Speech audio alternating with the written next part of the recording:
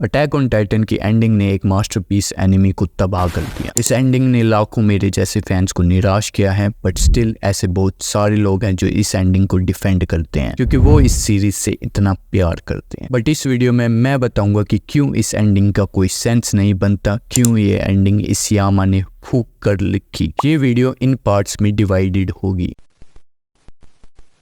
Attack on Titan की ending ने एरन के कैरेक्टर को बिल्कुल बदल दिया। हमें चैप्टर 139 में पता चलता है कि एरन का प्लान 80% पॉपुलेशन को मारना था और आर्मिन के हाथों हारना ताकि पैराडीज के लोग दुनिया की नज़रों में हीरो बन जाएं। बट अगर हम एरन के कैरेक्टर को डीपली देखें तो एरन ने कभी भी ऐसी चीज़ों को सपोर्ट नहीं करा। पिक्सिस एरन को ये कॉमन एनिमी वाला प्लान सजेस्ट करता है तो एरन इसे परमानेंट सोल्यूशन नहीं मानता और कहता है कि इससे लड़ाई बंद नहीं होगी, जो कि बिल्कुल सही कहा एरन ने। अगर कोई एक कैरेक्टर था जिसने जीने की डिटर्मिनेशन शो करी जब सब मरना चाहते थे, वो था एरन। एरन हमेशा से अपनी लाइफ को वैल्यू देता था और हमेशा लड़ता रहता था, भले ही मुश्किलें कितनी ही बड़ी हो। बट रंबलिंग आर्क में हमें एक ऐसा एरन देखने को मिला जिसके अंदर कोई लड़ने की डिटर्मिनेशन ना हो, जो सिर्फ अपने मरने का इंतजार कर रहा हो। एरन की ये जीने की डिटर्मिनेशन और लड़ने की पावर ने ही उसे इतना इंटरेस्टिंग और कंपेलिंग कैरेक्टर बनाया था। बट अटैक ऑन टाइटन की एंडिंग आते आते ऐसा लगता है जैसे एरन का पूरा कैरेक्टर बदल दिया राइटर ने और वो रह गया बस एक एजी और सैडिस्टिक कैरेक्टर। एरन शुरू से ही एक चीज के पीछे पड़ा था, वो थी फ्रीडम।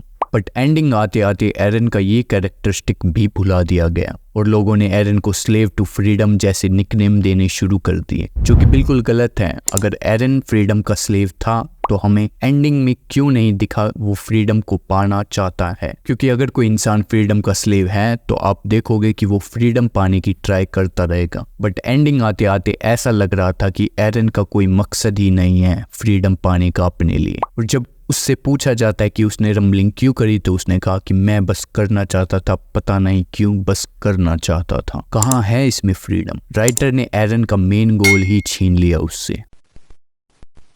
काफी लोग ये कहते हैं कि एरन ने रंबलिंग अपने फ्रेंड्स के लिए की, जो कि बिल्कुल गलत है। पास्ट में एरन एक ऐसा कैरेक्टर था जो अपने फ्रेंड्स को बचाने के लिए किसी भी हद तक जा सकता था। एरन ने कभी भी अपने फ्रेंड्स को खतरे में नहीं डाला, बट एंडिंग आते आते एरन की वजह से साशा मर जाती हैं, हांजे मर जाती हैं और वो अपने फ्रेंड्स को इतने सारे टाइटन शिफ्टर्स से लड़ने देता है, जो दिखाता है कि एरन को अपने फ्रेंड्स की कोई फिक्र नहीं है। और ये कॉन्ट्राडिक्ट करता है एरन के कैरेक्टर से, जो अपने फ्रेंड्स की लाइफ को वैल्यू करता था पास्ट में। मिकासा एरन से ऑब्सेस्ड थी। अगर हमें मिकासा का कैरेक्टर समराइज करना हो तो हम ऐसे कर सकते हैं।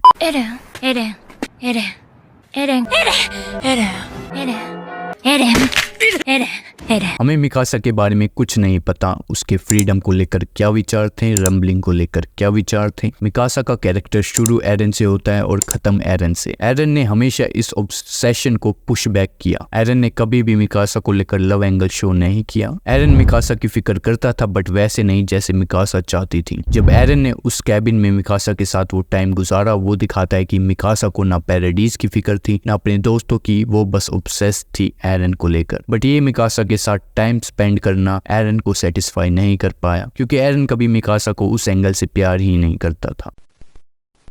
यमीर 2000 साल से वेट कर रही थी कि कोई उसे आज़ाद करे और ये काम करा एरन ने। पहली बार यमीर ने रॉयल ब्लड का ऑर्डर नहीं माना और ये दिखाता है कि यमीर भी एरन की तरह फ्रीडम और रंबलिंग चाहती थी। बट एंडिंग आते आते इसियामा की हैबिट बन गई थी कि ऐसे प्लॉट ट्विस्ट इंट्रोड्यूस करने की जिनका कोई सेंस नहीं बनता, और यही हुआ। मिकासा को सडनली स्टोरी का चोजन वन बना दिया, जिसका यमीर वेट कर रही थी 2000 साल से। वो मिकासा जिसका ये बोलने के अलावा कोई कैरेक्टर ना हो। क्या यमीर को पिछले 2000 साल में मिकासा जैसा ऑब्सेस्ड रहने वाला कोई मिला ही नहीं? यमीर और एरन का कनेक्शन काफी क्लियरली विजिबल था। दोनों ही दुनिया से परेशान और दोनों ही फ्रीडम पाना चाहते थे। हमने चैप्टर 135 में देखा कि कैसे यमीर ही थी जिसने उन पिग्स को आजाद किया, जो दिखाता है कि यमीर भी एक फ्रीडम सेंट्रिक कैरेक्टर थी। यमीर और मिकासा में कोई भी सिमिलैरिटीज नहीं है, अनलेस आप मिकासा को एरन का स्लेव मानते हो और ये मानते हो कि एरन ने किंग फ्रिट्ज की तरह मिकासा को अब्यूज किया। यमीर इजीली इस एरो को सरवाइव कर सकती थी रिजनरेट कर, बट उसने नहीं किया क्योंकि वो मरना चाहती थी। तो लास्ट मोमेंट पर यमीर और मिकासा का कनेक्शन बनाना इस यामा को खुद नहीं पता था वो क्या कर रहा है।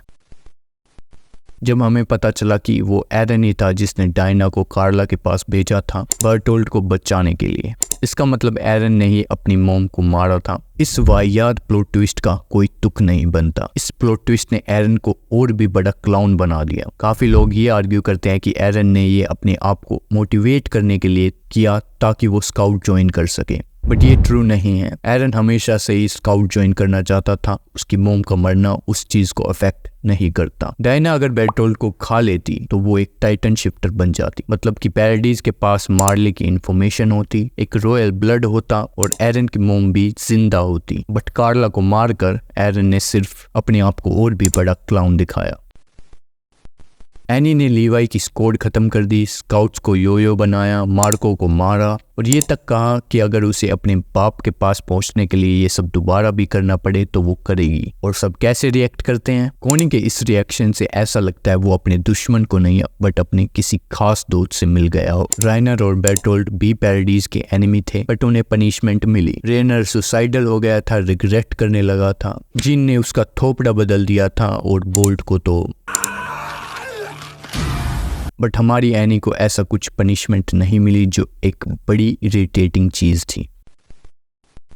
ये पैनल मैं जब भी पढ़ता हूँ तो मेरी हंसी निकल जाती है। काफी लोगों को ये लग रहा था कि सिर्फ कुछ सिग्मा डैंक लोग एरन को ट्रोल कर रहे हैं क्योंकि वो रो रहा है और अपने इमोशन दिखा रहा है, बट ऐसा बिल्कुल नहीं है। प्रॉब्लम एरन के इमोशन दिखाने से नहीं है, ना ही उसके रोने से है। एरन पहले भी रोया है बट जब वो रोता था तो हमें भी रोना आता था। बट इसे पढ़कर तो ऐसा लग रहा है कि ये किसी फैन फिक्शन का पार्ट हो। एरन भाई ने कभी मिकासा के लिए लव शो नहीं किया, बट 80% पॉपुलेशन को मारने के बाद, अपने दोस्तों को मारने के बाद, अपनी मॉम को मारने के बाद वो रोता है तो इसलिए क्योंकि मिकासा अपने लिए कोई और ढूंढ लेगी।